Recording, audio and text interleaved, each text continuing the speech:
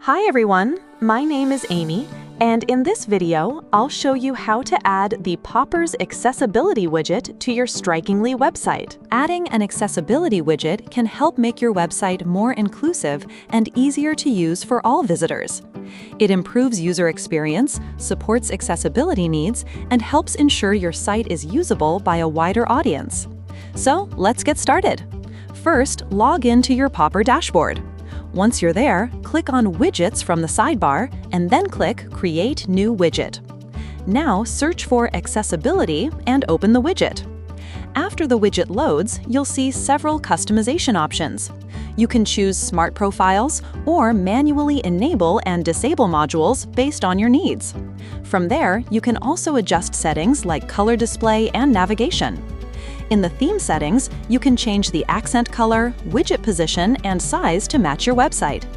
Once you're happy with the customization, click Publish Widget. After publishing, you'll get an installation code. Copy the code and go to your Strikingly site editor. Inside the editor, add a Embed App block and add HTML, then paste the installation code into it. After that, save your changes and publish the site. Once your website is live, refresh the page and your widget will appear successfully. That's it for this video. I'll see you in the next one.